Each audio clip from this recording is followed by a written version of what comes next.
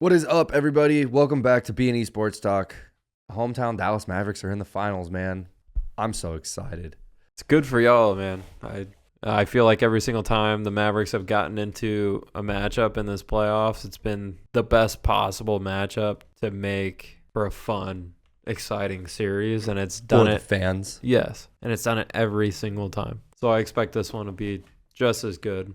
It might even be the best so far. I expect it to be the best series that the Mavs have been in so far, and 100% this is going to be the best series the Celtics have been in so far, viewership-wise. I can't wait for these matchups defensively and offensively on both sides of the ball. Yeah, and we were just looking at the stats about the clutch games that both teams have been in the playoffs, and I think that creates for some fun basketball. Yeah, the Mavericks have been in 9 clutch situations so far, and they're 6-3, and the Celtics are 4-0.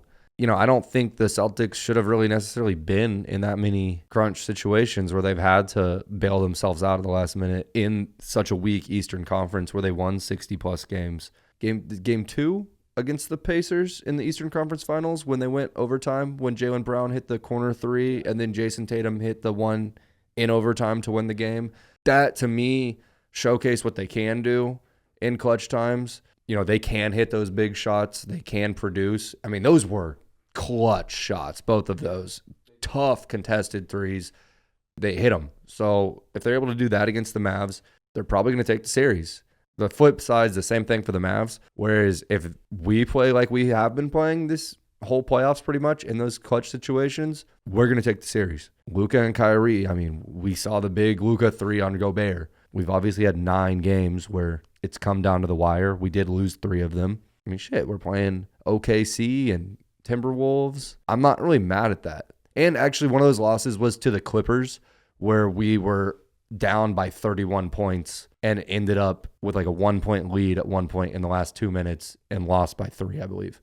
Yeah. So that was crazy. Yeah, that is technically a clutch loss. I think at the end of the series, we'll look back on it and say whoever hit the most clutch shots won the series. There might be 1 or 2 games that are big point differentials.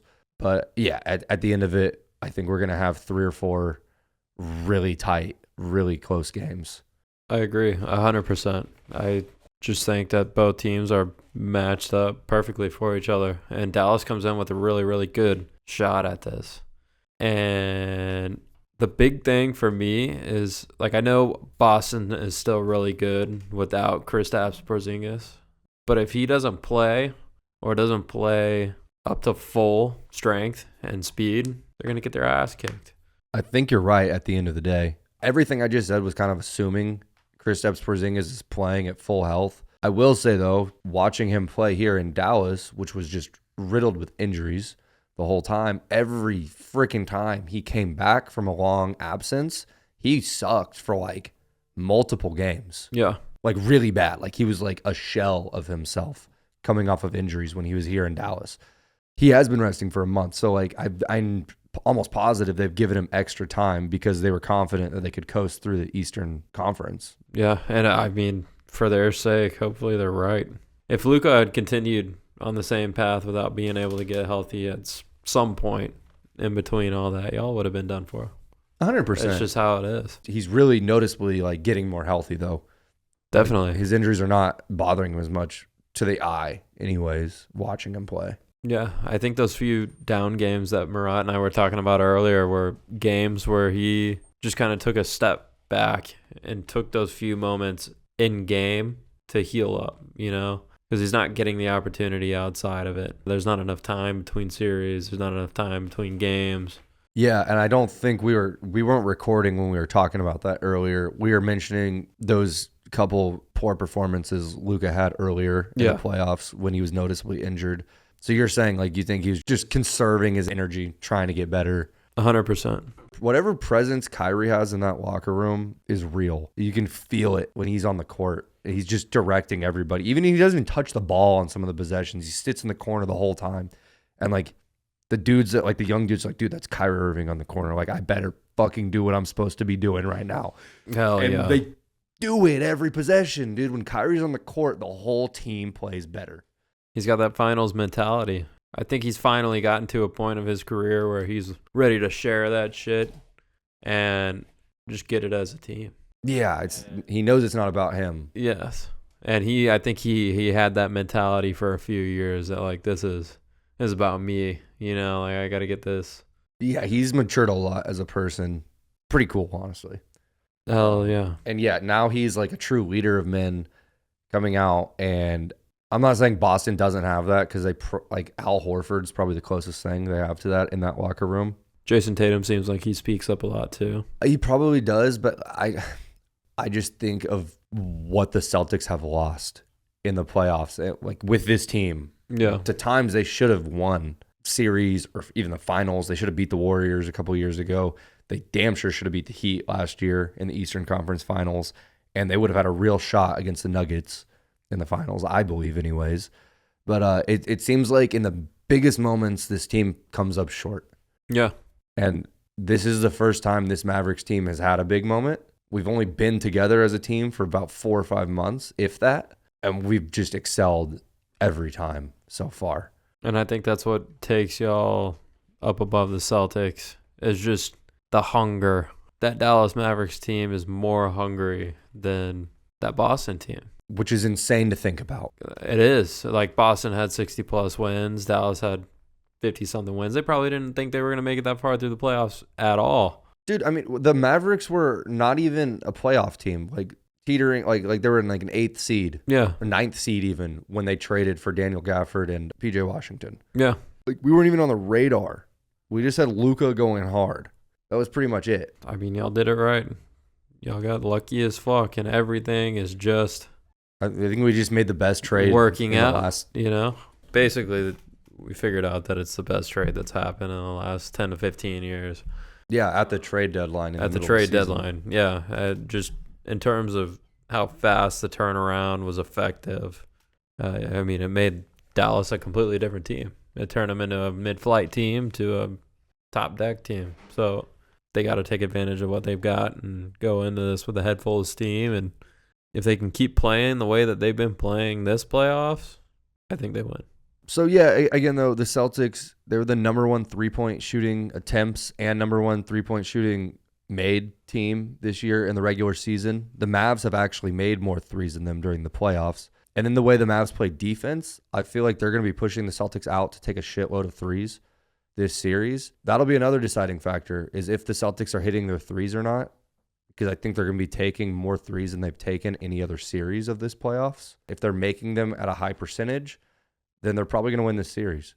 With that being said, though, I don't know who's going to guard who on either side, really. I mean, what do you think? I mean, it's just kind of tough for Dallas to guard anybody on the court necessarily effectively. On the perimeter, you mean? I don't feel like it's going to be an issue inside. It's not going to be too bad inside just because y'all have the 2 big guys. If you play that 2 big man set like you have at different points. And we have Kleba still. Yeah, and that helps a lot too. But on the exterior, I'm not sure who's going to be out there guarding all these different guys on the Celtics. Like if Kristaps is out there playing, hitting threes, that's fucking tough because then every single other guy out there is hitting threes as well. So yeah, Lively and Gafford aren't necessarily the quickest big men able to stretch out to the 3-point line on defense as well as Kleba is. So I'm hoping to see some Kleba on KP whenever he's in the game anyways. Yeah. Just able to stretch that out to the 3-point line and leave one of our other centers inside. KP can shoot over anybody. So I think you really just need to be able to stay with him. It's okay if you're smaller than him because even if you're just as big, he'll still shoot over you. Yeah. That'll be huge. Like, I know Jason Tatum's going to score a lot of points on us. You should just take that as a given. If y'all already take that as a given that Jason Tatum is going to score points and make sure that every other person on the fucking court does not, that's what y'all need to do. You need to make that an objective. Yes. On the flip side of the coin, though, who's going to guard who on the Mavs? Like, who can really hang with Luka? Nobody. I think we figured that out thus far is that nobody can really guard Luka. Everything depends on Luka. Luka depends on Luka. Like, if Luka walks into the game and he's shooting like shit, it's his fucking fault. Yeah, pretty much, honestly. That's it. Yeah, like, nothing is going to phase him. It's not the defender. No. It's just he's having an off night. Exactly. Luka disrespects all names. Yeah, he does. So, like, I mean, Drew Holiday is like a league's premier perimeter defender. I don't think he's going to do anything on Luka because he's just not. And then Derek White, he'll definitely get some time playing on Luka. Luka's just going to take him to the freaking rim every single time. Jason Tatum will come out there and try to play on him. Luka's just going to make something happen against every single person. Jaylen Brown will try. He'll get some switches on KP. And then every time Al Horford comes in the game, Luka's going to try to get a switch on that motherfucker, and it's going to be hilarious. Right. Yeah, and Kyrie will be cooking all these fools. It doesn't really matter who's on Kyrie because he just finds the one sliver through the defense, and he'll make something happen through it. He's just great at making the floor move. Yeah, with that being said, what are you thinking the series finishes out at? I think Kyrie wins MVP, and Dallas takes it 4-2. I love the 4-2. I'm with you, Dallas winning. I think they also win 4-2 in 6 games. That would technically be a home game in Dallas. That would be awesome. I think Luka wins MVP. Jason Tatum's going to have a ton of points. And the Mavericks defense is really just going to lock down the rest of the people. Luka's going to go out there and score 30 points every single game. That's pretty much it. Kyrie's just me dishing out assists and making clutch shots. Hell yeah. I mean, we just can't talk about enough about how good of a series this is about to be. It's going to really sucker people right back into, like, Basketball. This is a damn good finals. Yeah, Let's we watch haven't some had basketball. damn good finals in a while. I feel like it's just been kind of straight up ever since Bron and Steph kind of faded away. Yeah, once Bron left the West or the East, we haven't really had a good NBA finals. No. Okay, so yeah, dude, that's kind of my prediction.